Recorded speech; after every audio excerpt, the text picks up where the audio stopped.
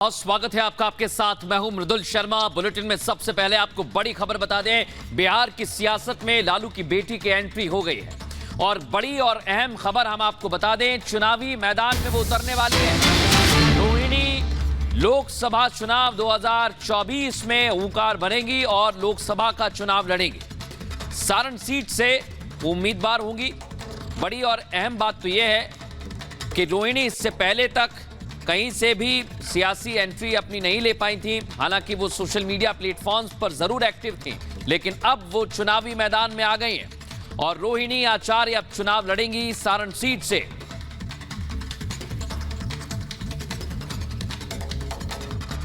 सुनील जी, ऐसी चर्चा है कि रोहिणी आचार्य जो सिंगापुर में रहती कि सारण सीट से, जो कि लालू यादव की परंपरागत सीट रही है, लालू यादव भी कई बार वहां से सांसद रह चुके हैं, वहां से चुनाव लड़ेंगे। कि आपने लालू जी का जिक्र किया, आज सारण में जितना भी आर्थिक विकास हुआ, चाहे वो रेल चक्के कारखाना से हुआ हो, जो ये लाइफ लाइन है उत्तर और दक्षिण बिहार को जोड़ने वाला जेपी सेतु, इनके बनने के बाद से तो समझिए कि वहाँ क्रांति आ गया।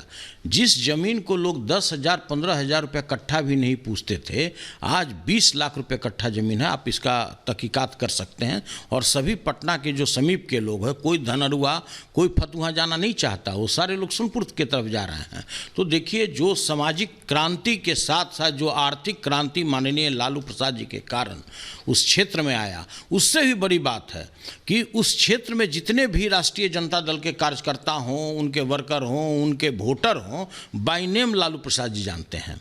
और वो लोग भी लालू प्रसाद जी के साथ भावनात्मक रूप से जुड़े हुए हैं। तो हम लोगों ने सभी जिला के जितने भी हमारे माननीय विधायक हों, पूर्व मंत्री हों, सभी लोगों ने माननीय लालू प्रसाद जी के समक्ष और आदरणीय तेजस्वी यादव जी के समक्ष हम लोगों ने प्रस्ताव रखा कि यदि वहाँ पे हम लोगों को भारी मतों से अगर विजय हासिल करना है तो आप रोहिणी आचार्य जी को ही वहाँ से उम्मीदवार बनाएं। इसलिए भी बनाएं कि आज रोहिणी आचार्य जी को घर घर की एक एक महिलाएं जानती हैं। आज जो हमारे सामाजिक जो विकृतियाँ फैलती चली जा रही थी, कोई बेटा अपने बाप को इज्जत नहीं करता है, कोई बेटी अपनी माँ का इज्जत नहीं करता है, उस समाज में जिस तरह का उन्होंने मिसाल कायम किया, जो उन्होंने अपने पिताजी को किडनी दान करके एक माइलस्टोन स्थापित किया है, वो अद्भुत है। जो उनकी त्याग है, उनकी जिस त्याग भावना से, जिस निष्ठापूर्ण और जो उन्होंने पिताजी के प्रति अगाध प्रेम दिखाया है, उसका कोई जोड़ नहीं हो सकता है, उसका कोई विकल्प नहीं हो सकता है। इसलिए हम लोगों ने आग्रह किया। और पढ़ी लिखी हैं आप। और चलिए, इसी खबर पर हमारे वरिष्ठ सहयोगी प्रकाश जी हमारे साथ जुड़ गए हैं। प्रकाश जी, एक बड़ा सवाल है और ये कहा जा रहा है कि अब रोहिणी आचार्य जो हैं वो राजनीति में उतरकर चुनाव लड़ सकती हैं। क्या इस खबर को हम कंफर्म माने या इस तरह के कयास लगाए जा रहे हैं? देखिए, जिस तरीके से लालू यादव ने अभी हाल फिलहाल में महागठबंधन की जो गांधी मैदान में रैली हुई थी, पटना के गांधी मैदान में, और रोहिणी आचार्य को भीड़ के सामने जिस तरीके से इंट्रोड्यूस किया, वो दर्शाता है कि रोहिणी आचार्य को उनको चुनावी मैदान में उतारने की पूरी तैयारी हो चुकी है। ठीक ऐसे ही जब तेजस्वी यादव महज 20 साल के थे, तब तेजस्वी यादव को चुनावी सभा में संबोधित करने के लिए बुलाया और उनकी भी एंट्री इसी तरीके से कराई थी। अब इसके बैकग्राउंड के पीछे जाते हैं कि रोहिणी आचार्य जो है सोशल मीडिया पर पॉलिटिकली काफ़ी एक्टिव रहती हैं। वैसे तो वो सिंगापुर में रहती हैं अपने हस्बैंड के साथ, लेकिन पॉलिटिकली काफ़ी एक्टिव है। और ख़ासकर इन दोनों इसलिए ज़्यादा चर्चा में है क्योंकि अपने एक किडनी को दान कर अपने पिता की जीवन रक्षा की और उसके लिए वो सुर्खिया में रही।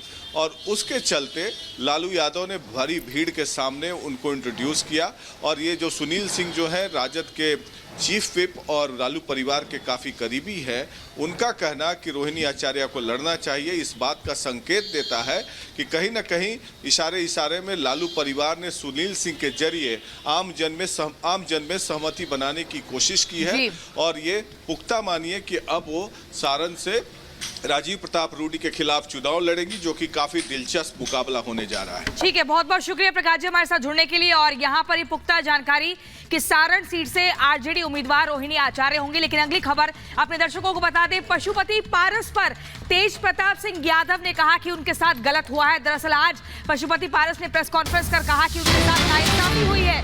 उनके साथ नाइंसाफी हुई है।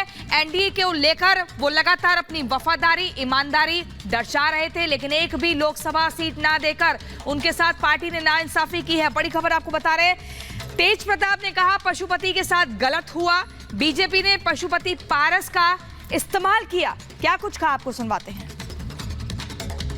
तो एनडीए में तो ना इंसाफी होती ही है। अच्छा किया उन्होंने छोड़ दिया, उनको बहुत पहले ही छोड़ देना चाहिए था पारस जी को। अब अच्छा किया उन्होंने छोड़ दिया, तो बहुत अच्छा डिसीजन है। आप लोग की तरफ आएंगे तो सर वेलकम करेंगे। एकदम वेलकम करेंगे हम तो सबसे पहले वेलकम करेंगे उनका। तो पशुपति पारस एनडीए में दरअसल जो बिहार में सीटों का बंटवारा हुआ है, इसमें एक भी सीट नहीं दी गई है उनके गुट को, इसलिए वो नाराज थे और आज उन्होंने मंत्री पद से इस्तीफा दे दिया। हालांकि अब उनका अगला कदम क्या होगा और उसका प्रभाव बिहार की राजनीति में, खासतौर पर बिहार में जब लोकसभा चुनाव होंगे तो क्या होगा, ये समझना बेहद जरूरी है।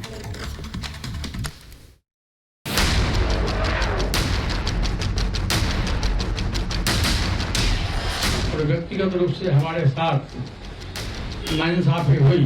मैं भारत सरकार के कैबिनेट मंत्री से मैं त्याग पत्र देता हूं। एनडीए में सीट बंटवारे से पशुपति का पत्ता साफ हो गया है। चिराग पासवान ने एलजेपी का दिया बुझा दिया है। भतीजे ने चाचा को साइडलाइन कर सांसद तोड़ने का बदला ले लिया। बिहार एनडीए में लोकसभा चुनाव के सीट बंटवारे का ऐलान होने के बाद एलजेपी अध्यक्ष पशुपति पारस को झटका लगा है। एनडीए की सीट बंटवारे में उन्हें कुछ भी हाथ नहीं लगा, जिससे नाराज होकर पशुपति पारस ने प्रेस कॉन्फ्रेंस का वादा किया। वो मुखातिब भी हुए, लेकिन सिर्फ 2.25 मिनट की पीसी में 2 बात निकलकर सामने आई। एक इस्तीफा और दूसरा बीजेपी से मिली नाइंसाफी। एनडीए की सीट शेयरिंग में खाली हाथ रहने के बाद एलजेपी चीफ पशुपति पारस ने केंद्रीय मंत्री पद से इस्तीफा दे दिया है। नाराजगी ऐसी कि पशुपति पारस यही नहीं रुके, उन्होंने बीजेपी पर न सिर्फ नाइंसाफी का आरोप लगाया, बल्कि ये भी कहा कि वफादारी का पार्टी ने अच्छा सिला दिया। हम लोग 5 सांसद थे, हमारी पार्टी में 5 सांसद थे। मैंने बहुत ईमानदारी, बहुत लगन से, वफादारी से मैंने एनडीए की सेवा की, लेकिन हमारी पार्टी के साथ और व्यक्तिगत रूप से हमारे साथ नाइंसाफी हुई। इसलिए मैं भारत सरकार के कैबिनेट मंत्री से मैं त्याग पत्र देता हूं। एलजेपी अध्यक्ष की नाराजगी इस बात पर ज्यादा थी कि बीजेपी ने एलजेपी रामविलास को 5 सीटें दी, जिसमें हाजीपुर और समस्तीपुर भी शामिल है। तो वहीं एनडीए से उनका पत्ता साफ कर दिया। सीट शेयरिंग फॉर्मूले के तहत बिहार की 40 में से 17 सीटों पर बीजेपी, 16 पर जेडीयू, 5 पर एलजेपीआर और बची 2 सीटों में से एक पर हिंदुस्तानी आवाम मोर्चा हम और उपेंद्र कुशवाहा की राष्ट्रीय लोक मोर्चा चुनाव लड़ेगी।